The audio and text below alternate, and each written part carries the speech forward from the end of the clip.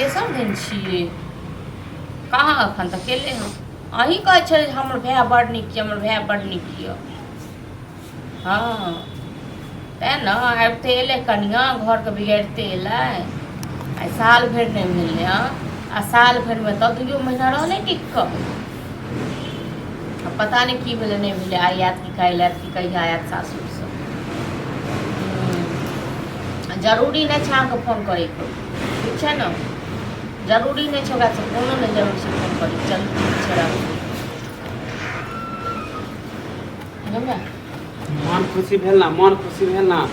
सब अहाँके करमाती है कथी यौ सासुर से लो दिमाग उठल है दिमाग हमर खराब नहीं है अहाँ नहीं झगड़ा करती तब जैते हैं अब अबे नहीं करे केकरा से झगड़ा केलिए हमरा घर वाली से कहलिए तो आब अते कहे जब तक आप बंटवारा नहीं करियो तब तक नहीं जाए मतलब अहाँके घर वाली से हम झगड़ा केलौं हां तो केकरा वजह से भागले हैं अपन घर वाली तो छोड़ अथी नहीं है नहीं हमर घर वाली के हम जे 10 साल से तो रसे बसे छे तो हम ककरो से झगड़ा नहीं केलिए अहाँके घर वाले तक पद्मिनी आयल जे हम झगड़ा कर लेलिए आगे हमरा घर वाली के खुशी देखल नहीं जाए खुशी देखल नहीं जाए अहाँके घर वाली अपने नहीं छ टिकै वाली बुझलौ नहीं हमर घर वाली टिकै वाली नहीं छ डेली करबे झगड़ा लग रहा था टिके कहियो न जब सास ससुर कान भरने है तब हमरा संग लड़ै छै हमरा कथि कान भरते हां त हमर कान खोल के कह देला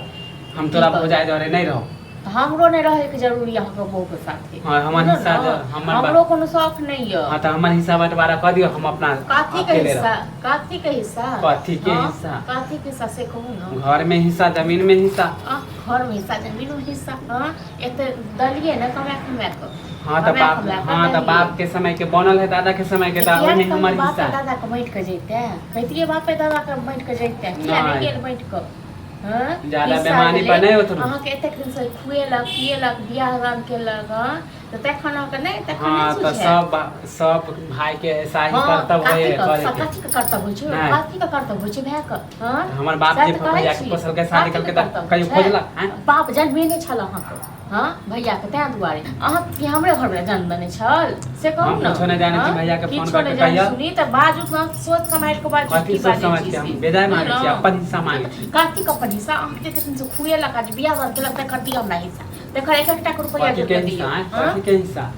अपन सासुर से एलो त मन चढ़ल बढ़ल य हमर मन चढ़ल नहीं है अब हमरा दिमाग खुल गेलै ओइ सासुर से नहीं उड़ू सब सासुरे नहीं काज दे सब दिन के हरर खटखट खाइए दे हरर खटखट अकेले रहो हमरा सबको सोई दे लेलो बुझलो जे एतक रुपया जमा कर रखने रहतो न ताई हम रहतो रुपया वाला हम अपन अलगे रहब ना आह के मुंह कान देखम ना हमर में अरे हमरा कोनो शौक नहीं है अहाँ के मुंह देखे का अहाँ के घर वाले के मुंह देखे का हम बाहर न कछ हटते हां त कुछ नहीं अब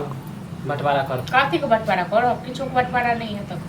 देखो हम खुद मन से बोल रहल छी 10 गो लोग के हम बोला बंटवारा करे दिए न से जाओ ओ वाला घर में रहूगो ठीक छै दलान पर का घर अरे यो ईटा वाला घर में हम रहब झोपड़ी घर वाला बने नहीं त रहब न दने छै फुटा रुपया बनाई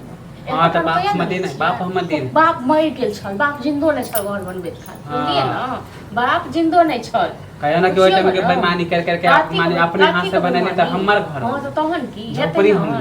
एते बुरबा हां एतेक बुरबा अहाँ एतेक बुधिया हम एतेक बुरबा सब चीज में आधा ले सब चीज में किछो में नहीं देब किछो में नहीं देब तखन अहाँ लऽ के देखा दियौ आ जे सास ससुर पर कूदै छै सास ससुर को बजेने आबू बुझलो कथी हम बजेबे हम जाय छी 10 गो हां त मुखिया सरपंच के पहला 10 गो लोग कहीं बेईमानी पर उतर गेली ना बेईमानी पर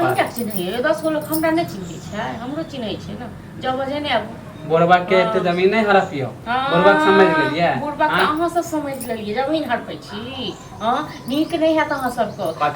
त हम बकतूती नहीं करे लालू जाय छी मुखिया सरपंच के हम सब नहीं बकतूती करे के जाओ मुखिया सरपंच हां त सोचे छले कि मोगिया नहीं रहे